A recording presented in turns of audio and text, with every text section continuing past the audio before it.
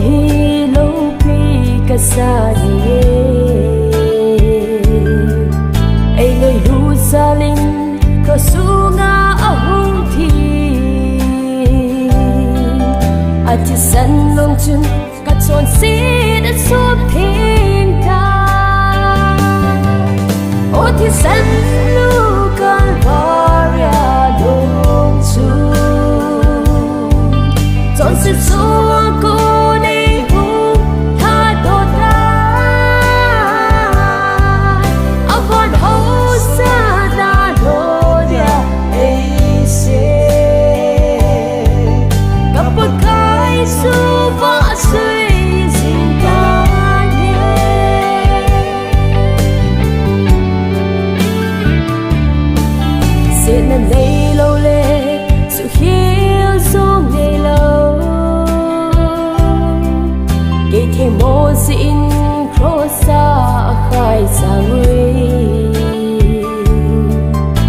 mà chung a chun ai ho ki thoi dam na em bo na chu a chu tai ai ngai lu cha lu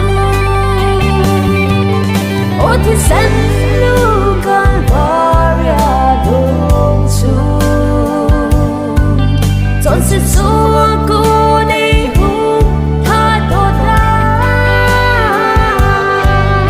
upon ho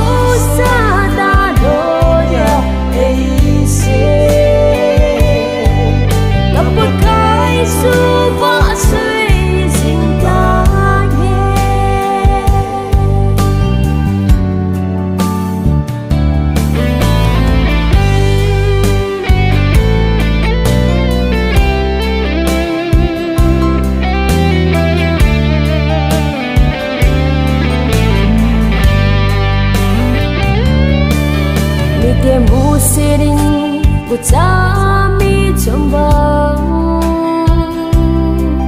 thêm pu pi pui ho dan thu sun u pa ho to no na le to nan bo sing song le ka ngai lu pe ne ka dam na kalvari ko o ti san